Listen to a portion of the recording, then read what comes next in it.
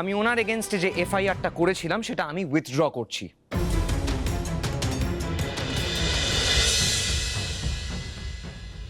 এক মিনিট জিৎ, জিৎ আমার একটা প্রশ্নের উত্তর দেবেন?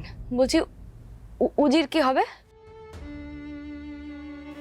উজিকে কি সত্যি পুলিশে অ্যারেস্ট করে নিয়ে যাবে? কি কিছু করা যাবে না ওর জন্য? হ্যাঁ,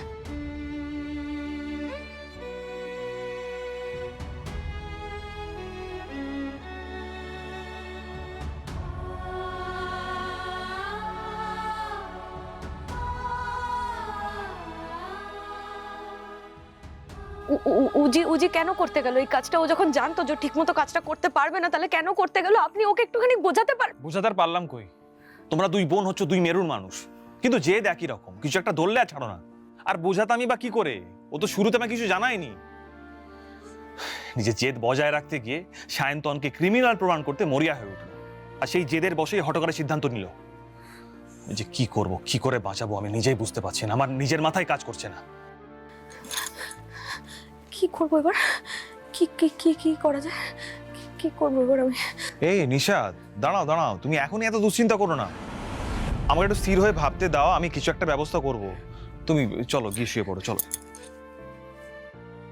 টেনশন করো না নিশা, বোনের জন্য খুব চিন্তা হচ্ছে তো। বোনের উপর যতই রাগ করে থাকো না কেন, তুমি খুব ভালো করে জানো তোমার ভালো উচিত থেকে বেশি কেউ চাইবে না। আর তোমাদের দুই বোনের ভালোবাসা কখনোই মিথ্যে নয়।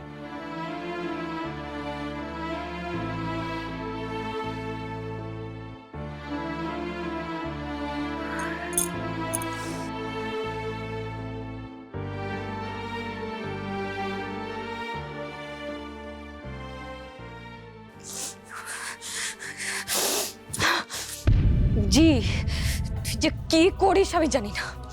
আমাকে বড় বড় কথা বলিস, অথচ নিজের দিদির কথা একবারও শুনিস না।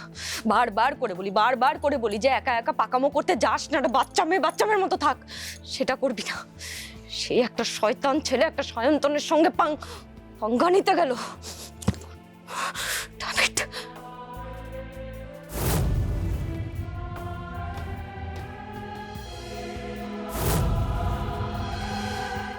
আমাদের লয়ার আসছেন, আর আপনারা নিশ্চয়ই এটা ভেবে এসছেন যে আজকে উজিকে কোর্টে তুলবেন, তাই তো? কিন্তু আমি আগাম জামিনের ব্যবস্থা করে রেখেছি। উনি এক্ষুনি চলে আসবেন, তাহলে আপনাদেরকে আর উজিকে অ্যারেস্ট করতে হবে না। সরি মিস্টার ব্যানার্জি, প্রোটোকল অনুযায়ী ওনাকে থানায় একবার যেতেই হবে। আপনি বরং লয়ারকে থানায় আসতে বলুন।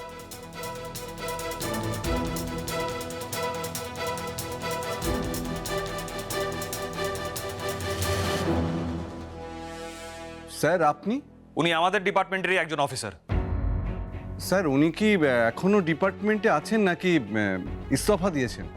ওনার রেজিগনেশন অ্যাকসেপ্ট করা হয়নি।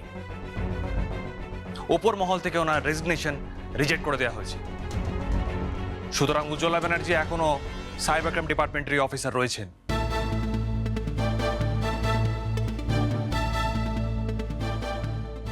কিন্তু তাও স্যার আমাকে মিসেস উজ্জ্বলা ব্যানার্জিকে থানায় নিয়ে যেতেই হবে। প্লিজ ম্যাম, আমাদের সাথে কোঅপারেট করুন, প্লিজ আসুন।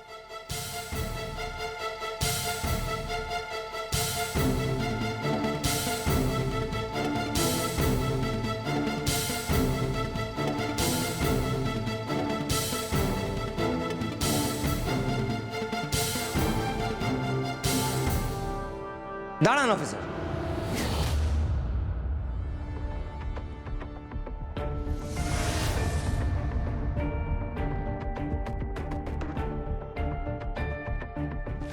আমি ওনার এগেনস্টে কেসটা তুলে নিচ্ছি।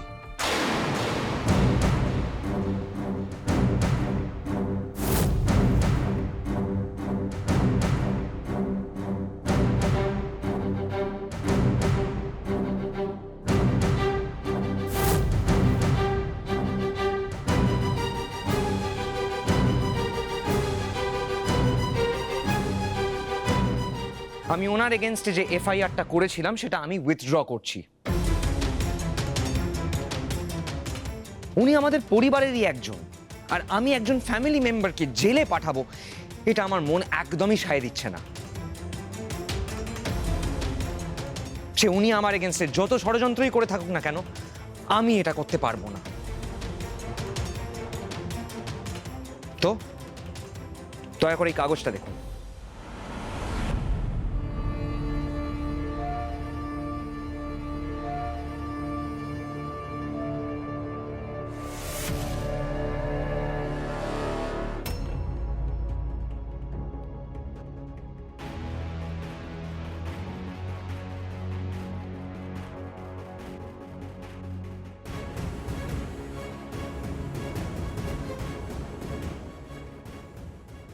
আমি আপনাদের সিনিয়র অফিসারের সঙ্গে কথা বলে নিয়েছি, ওনার বিরুদ্ধে আমার আর কোনো অভিযোগ নেই।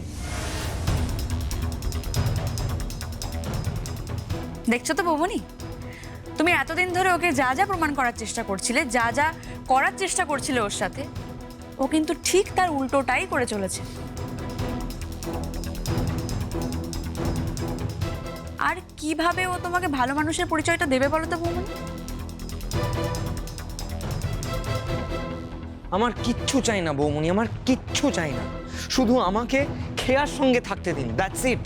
আর আপনি যে ভাবেন না যে আমি কোনো উদ্দেশ্য নিয়ে এসেছি যে এই পরিবারটাকে তছনছ করব বা কিছু দখল করব, এগুলো একদমই ভুল। আপনি যদি চান তো আমি লিখিত দিতে পারি এটা। আমার এইরকম কোনো উদ্দেশ্য নেই, শুধু খেয়ার জীবন থেকে আমাকে দূরে করে দেবেন না প্লিজ। আমি যদি ওর জীবন থেকে চলে যাই তাহলে ও মেন্টালি আনস্টেবল হয়ে যাবে। আমি হাত জোড় করছি আপনার কাছে।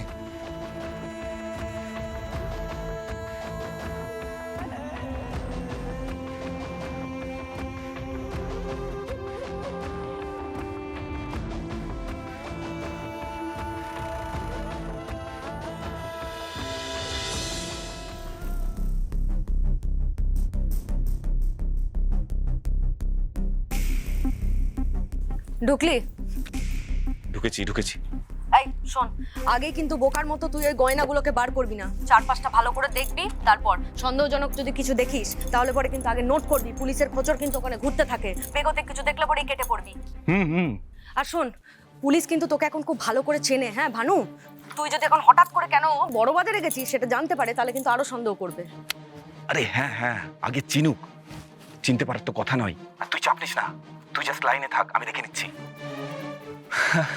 सेठ अरे अरे अरे अरे नमस्ते नमस्कार आ गया। अच्छा माल নিয়ে এসেছেন তো? নিয়েছি, এই তো। বসেন বসেন। এই তো আপনার মাল এনেছি আমি। এই যে দেখুন।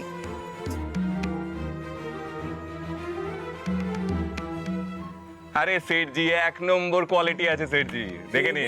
हमको तो देखना ही पड़ेगा ना।